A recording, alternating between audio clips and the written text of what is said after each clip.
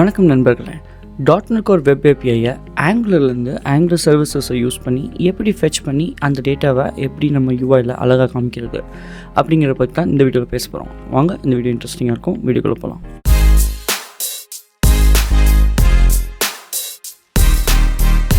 நம்ம full stack development videos use பண்ணிகிட்ருக்கோம். Smart certify app அப்படின்னு, அதில் Angular, .NET Core, Azure, lot of things நம்ம கவர் பண்ணியிருக்கோம். இந்த வீடியோ அதோட எபிசோட் 12 பார்ட். இந்த வீடியோவில் நம்ம எப்படி ஆங்குலர் சர்வீஸ் யூஸ் பண்ண பார்க்க போகிறோம். ஸோ இப்போ நம்ம பார்த்துட்ருக்க வெப்சைட்னா ஆல்ரெடி பில்ட் பண்ணி டிப்ளாய் பண்ண வெப்சைட். இப்போ நான் இதில் கோர்ஸ் அப்படின்னு போனேன்னா மேலே சில இமேஜஸ் காமிக்குது, பட் கீழே பாருங்கள் டேட்டா காமிக்குது. ஒவ்வொரு செக்ஷனுக்கும், அதாவது ஒவ்வொரு இதுக்கும் எப்படி அந்த டேட்டா காமிக்குது அப்படிங்கிற பார்க்க போகிறோம். ஸோ இந்த இடத்துக்கு வந்துன்னா இந்த மாதிரி ஒரு வெப் ஏபிஐ நம்ம கால் பண்ணுறோம். இந்த வெப் ஏபிஐயோட ரெஸ்பான்ஸ் வந்து இப்படி இருக்குது இல்லையா? ஸோ நம்ம ஆங்குலர் சர்வீஸ்லேருந்து எப்படி கால் பண்ண போகிறோம்னு பார்க்க போகிறோம். ஸோ ஃபஸ்ட் நம்ம கோடெலாம் எல்லாமே இந்த github.com/learnsmarting கோடில் இருக்குது. இங்கே வந்து நீங்கள் ஸ்மார்ட் சர்டிஃபைன்னு தேடினாலே அதோட ஆங்குலர் கோட், .NET கோட், அப்புறம் ஃபங்க்ஷன் கோட் எல்லாமே வந்துடும். நம்ம பார்த்துட்ருக்குது யூஐ, அதனால் ஆங்குலர் 19 யூஸ் பண்ணியிருக்கோம். இதுதான் இந்த யூஐ. நம்ம கோட் ஓப்பன் பண்ணியாச்சு. நம்ம இப்போ ஆல்ரெடி ஆங்குலரில் கொஞ்சம் பார்ட் கவர் பண்ணியிருக்கோம். இது பர்டிகுலராக டேட்டா சர்வீஸ், அதாவது சர்வீசஸ்லாம் எப்படி யூஸ் பண்ணுறோன்னு பார்க்க போகிறோம். ஸோ இந்த காம்பனன்ட்ஸ் கீழே கோர்சஸ் அப்படின்னு ஒரு ஃபோல்டர் இருக்குது, டெக் ஃபில்டர் அப்படின்னு ஒன்று இருக்குது. ஸோ ng-generate component/courses-னு ஒரு காம்பனன்ட் க்ரியேட் பண்ணியிருக்கேன். டெக் ஃபில்டர் அப்படின்னு சொல்லிட்டு ஒரு காம்பனன்ட் க்ரியேட் பண்ணியிருக்கேன். ஓகேவா? ஸோ நம்ம இந்த ரெண்டையும் தான் நம்ம யூஸ் பண்ண போகிறோம். ஓகேவா? ஸோ நம்ம இப்போது கோடிங்குள்ளே போகலாம். ஃபஸ்ட்டு வந்து ng-generate service, ஷார்ட் ஃபார்ம் தான் nggs, ஃபாலோட் பை அந்த சர்வீசஸ்ங்கிற ஃபோல்டர் கீழே கோர்சஸ் அப்படின்னு, அதாவது கோர்ஸ் சர்வீஸ்னு ஒன்று க்ரியேட் பண்ணணும். அதனால கோர்சஸ் அப்படின்னு சொல்லி எழுதியிருக்கேன். இப்போ இது என்ன பண்ணணும்னா, ஆங்குலர் CLI வந்து நம்மளுக்கு ஒரு ஆப்பு கீழே இந்த சர்வீசஸ்ன்னு ஃபோல்டர் கீழே ஒரு courses.service.ts, இது வந்து ஆங்குலர் வந்து ஸ்டாண்டர்டைசிங். இந்த ஒரு சர்வீஸ்னால் அந்த name.services.ts அப்படின்னு இருக்கும். TSங்கிறது டைப்ஸ்கிரிப்ட் ஃபைல், பட் spec.tsங்கிறது ஒரு டெஸ்ட் ஃபைல். நம்ம இதை டெலிட் பண்ணிடலாம். இது வந்து CLI க்ரியேட் பண்ணுறது. பட் சில கம்பெனிஸில் டெஸ்ட் கேசஸ் எல்லாமே எழுத சொல்லுவாங்க, பட் மோஸ்ட்லி இல்லை. ஓகேவா? ஸோ இங்கேருந்து ஸ்டார்ட் பண்ணுவோம். இப்போ இங்கே பாருங்கள், எக்ஸ்போர்ட் கிளாஸ் கோர்சஸ் சர்வீஸ் அப்படின்னு இருக்கா. ஸோ ஏதோ ஒரு நேமான கிளாஸ், அந்த கிளாஸுக்கு மேலே @injectable அப்படின்னு கொடுத்தா அந்த கிளாஸ் வந்து இன்ஜெக்டபிள் சர்வீஸாக மாறிடும். ஓகேவா? ஸோ @injectable வந்து ஆங்குலர் /coreலேருந்து வருது. அது டெக்கரேட்டர்னு சொல்லுவாங்க. அந்த டெக்கரேட்டர் மேலே போட்டால் அது இன்ஜெக்டபிள் சர்வீஸ். ப்ரொவைடட் இன் அப்படிங்கிறது இந்த சர்வீஸை நம்ம எங்கே ப்ரொவைட் பண்ணுறோம், ரூட்.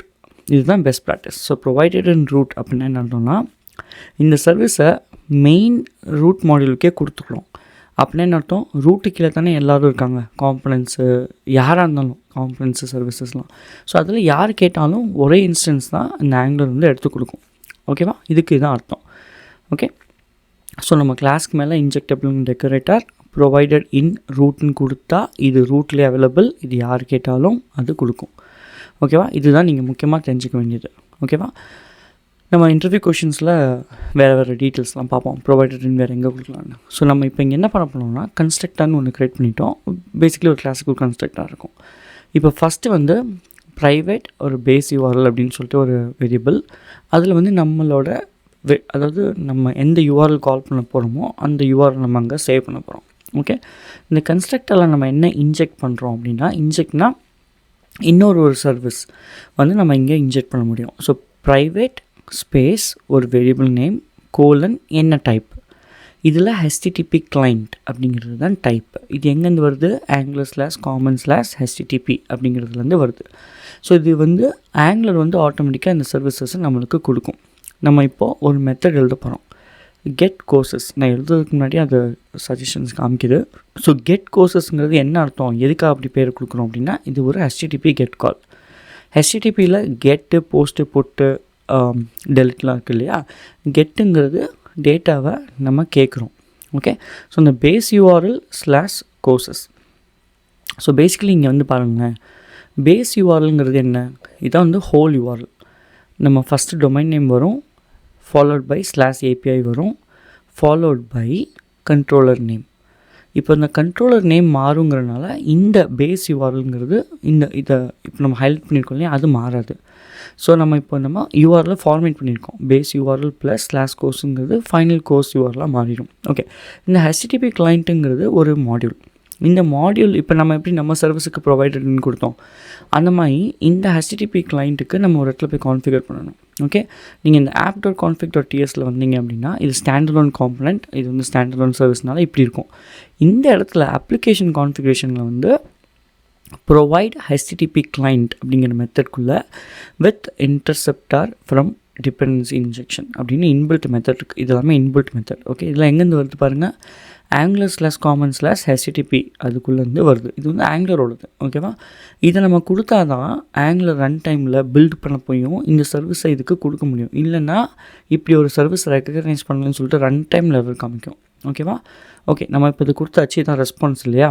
எப்போயுமே என்ன பண்ணணும்னா, ஒரு கால் பண்ணுறோம், ஒரு காலுக்கு ஆன்சர் வருது அப்படின்னா அந்த ரெஸ்பான்ஸ் வருதுன்னா இந்த ரெஸ்பான்ஸ் ஃபார்மேட்டை நம்ம ஒரு இன்டர்ஃபேஸை பேஸ் பண்ணி நம்ம க்ரியேட் பண்ணி வைக்கிறோம். ஒரு மாடல் க்ரியேட் பண்ணணும்.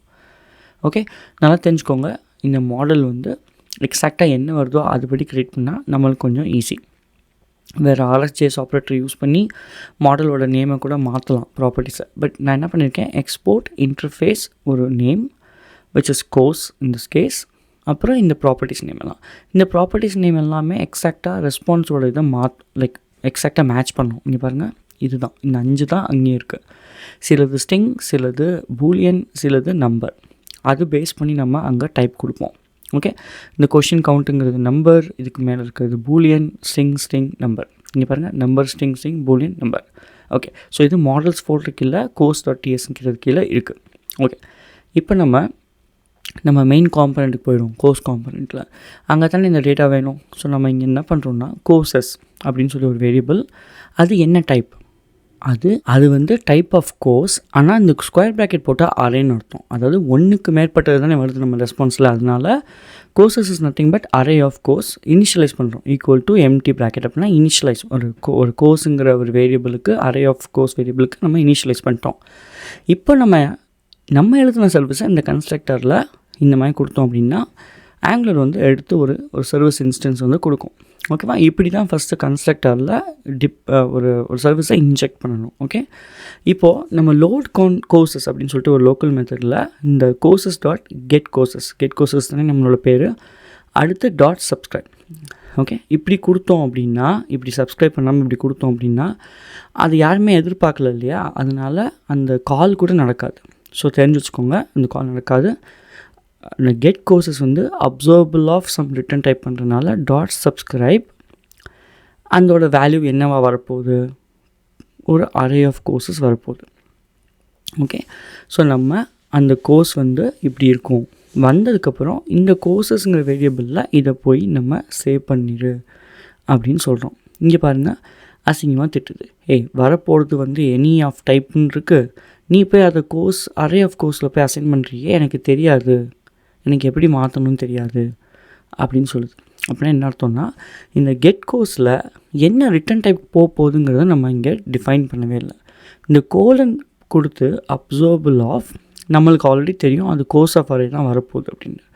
ஸோ நம்ம இங்கே அப்சர்வபிள் ஆஃப் கோர்ஸ் ஆஃப் அரேன்னு கொடுத்துட்டோம் அப்படின்னா இந்த இடத்துலையும் வந்து கேஸ்டிங் பண்ணணும். கேஸ்டிங்னா வர்ற ரெஸ்பான்ஸ் எக்ஸாக்டாக இந்த மாதிரி மாடல் ஃபார்மேட்டில் இருந்தால் இந்த கேஸ்டிங் ஆட்டோமேட்டிக்காக ப்ராப்பர்ட்டி டு ப்ராப்பர்ட்டி மேப்பிங் நடந்துடும். அங்கே அதை ஃபிக்ஸ் பண்ணணுமே. இங்கே பாருங்கள், இட் இஸ் கேரண்டீட். எதனால் கேரண்டீடு, ரெஸ்பான்ஸ் இந்த டைப்பில் தான் வரும் நம்ம அங்கே சர்வீஸில் சொல்லியிருக்கோம். அதனால இங்கே சப்ஸ்கிரைப் பண்ணி அசைன் பண்ணப்போ எரர் வரல. ஓகே, இப்போது லைஃப் சைக்கிள் ஹூக்குன்னு ஒன்று இருக்குது. லைஃப் சைக்கிள் ஹூக்னால் நீங்கள் .NETலாம் படிச்சிருந்தீங்கன்னா இந்த லைஃப் சைக்கிள் பேஜ் லைஃப் சைக்கிள்னு சொல்லுவாங்களா, அந்த மாதிரி. ஸோ இம்ப்ளிமெண்ட் ஆன் இனிட்டுங்கிறது ஒரு செகண்ட் ஆங்குலர் லைஃப் சைக்கிள். ஓகேவா, ஆன் இனிட்டுங்கிறது ஃபயர் ஆகும். இந்த கன்ஸ்ட்ரக்டர் ஃபயர் ஆனதுக்கப்புறம் இந்த ஈவெண்ட் வந்து ஃபயர் ஆகும். நம்ம பேசிக்கலி என்ன செய்யணும்னா, இந்த காம்பனண்ட் லோட் ஆகிறப்போ இந்த ஈவெண்ட்டில் இந்த லோட் கோர்சஸ் அப்படிங்கிறத கால் பண்ணிடு. So by the time component load ஆகிறப்போ டக்குன்னு வெளியே கண்டென்ட் போயிடும், டேட்டா லோட் ஆகிடும். ஓகேவா, இப்போ நம்ம ஒன்றும் பண்ணல. இந்த apps.routeல் எக்ஸ்ட்ராவாக ஒரு கோர்சஸ் அப்படின்னு சொல்லிட்டு ரவுட் கொடுத்துருக்கோம். ஓகே, ஸோ லோக்கல் ஹோஸ்ட்லேருந்து கோர்சஸ் அப்படின்னு கிளிக் பண்ணால் இங்கே பாருங்கள் அந்த காம்பனண்ட் வந்துடுச்சு. பட் என்ன தான் காம்பனன்ட் வந்திருந்தாலும் நம்ம யூஐ கொடுக்கல இல்லையா, பட் பேக் எண்டில் நம்ம எழுதியிருந்தோம் கால் போகட்டும் அப்படின்னு. பாருங்கள், கால் போயிருக்கு. ஏன்னா ஆன் யூனிட்டில் இந்த கால் பண்ணணும்னு சொல்லியிருந்தோம் இல்லையா, அதனால டேட்டா வந்துடுச்சு. இப்போது வந்த டேட்டாவை யூஐயில் எப்படி ப்ரெசென்ட் பண்ணுறது? நம்ம ஆல்ரெடி படிச்சிருப்போம் இல்லையா. என்ன படித்தோம்? ப்ராப்பர்ட்டி பைண்டிங், 2-வே பைண்டிங், இதெல்லாம் படித்தோம்ல.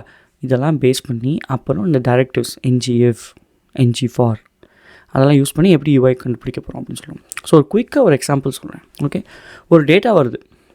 ஓகே, அந்த டேட்டாவை குயிக்காக பார்க்குறதுக்கு இந்த மாதிரி கோர்சஸ் JSON அப்படின்னு கொடுத்திங்கன்னா அது JSON ஃபார்மேட்டில் நம்மளுக்கு டெம்ப்ரவரியாக மாற்றி காமிக்கும். இதுக்கு நம்ம பண்ண வேண்டியது இந்த காமன் மாடியூல் அப்படிங்கிற ஒரு செக்ஷனை நம்ம இம்போர்ட் பண்ணணும். நம்ம இம்போர்ட் பண்ணோம், நம்ம இங்கே பார்த்துருப்பீங்க. ஆல்ரைட், ஸோ டேட்டாவை நம்ம இப்போது இங்கே பார்த்தாச்சு. இது வந்து ஒரு குயிக் டெஸ்டிங் தான், வருதா இல்லைன்னு பார்க்குறதுக்கு. இது வந்து அவுட்புட் இல்லை. நம்ம இந்த இடத்துல HTML நம்ம செட் பண்ணணும் இல்லையா. ஸோ HTML எப்படி பண்ண போகிறோம் அப்படிங்கிறத பார்ப்போம்.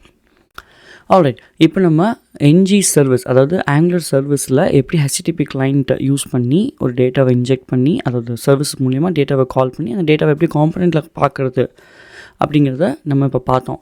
பட் இந்த மாதிரி அழகான யூஐ கொண்டு வர்றதுக்கு சில ஒர்க் இருக்குது. அடுத்த வீடியோவில் input output parent child relationship அதை பேஸ் பண்ணி அந்த 2 காம்பனண்ட்டுக்குள்ளே எப்படி பண்ண போகிறோம் அப்படிங்கிறதான் பார்க்க போகிறோம். So stay tune. இந்த வீடியோ பிடிச்சிருந்துச்சுன்னா லைக் பண்ணுங்கள், சப்ஸ்கிரைப் பண்ணுங்கள், மறக்காமல் இதை உங்கள் ஃப்ரெண்ட்ஸ் கூட ஷேர் பண்ணுங்கள். அப்புறம் உங்களை நான் அடுத்த வீடியோவில் ஆங்குலரோட இன்னும் நெக்ஸ்ட் இம்பார்ட்டன்ட் கான்செப்டை சந்திக்கிறேன். இந்த வீடியோ உங்களுக்கு பிடிச்சிருந்துச்சுன்னா லைக் பண்ணுங்கள், கமெண்ட் பண்ணுங்கள், சப்ஸ்கிரைப் பண்ணுங்கள், மறக்காமல் அந்த பெல் ஐக்கானையும் அமைக்கிறீங்க. அப்போ தான் நான் பண்ணுற எல்லா வீடியோவும் உங்களுக்கு வந்து சேரும். நன்றி. நான் மீண்டும் உங்களை வேறு வீடியோவில் சந்திக்கிறேன்.